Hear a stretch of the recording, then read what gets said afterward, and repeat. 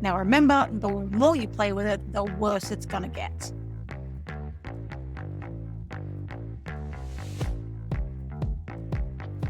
Hi, Ruth. Thank you so much for writing in. What you're describing is actually relatively common, even in neutered males.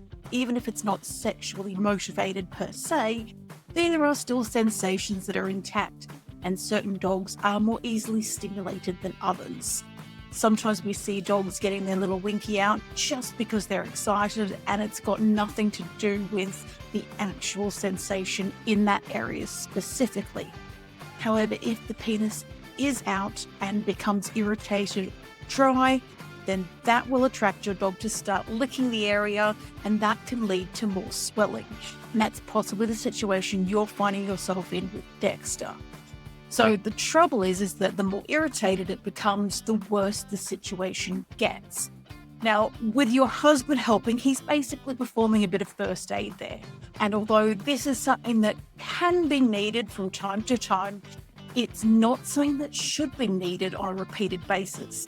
So it's really important not to fall into a trap of doing this as a regular thing, because the more you play with it, the worse things are going to get.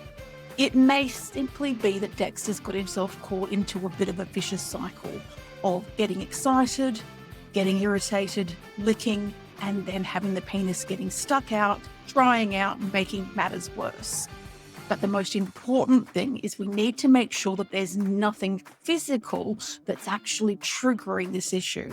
And that means a little trip to the vet. It's definitely worth keeping a note of his toileting habits and perhaps even collecting a urine sample to take with you when you go to the vet, just in case there's something going on with the urinary tract that is involved with this situation. Sometimes if there's an issue with the skin of the prepuce, that could be contributing to why Dexter's having issues in this particular area, and it's important that we get that sorted out first. In terms of managing this at home, keeping a tube of plain water-based lubricant is a good idea in case you do need to help pop things back where they should be.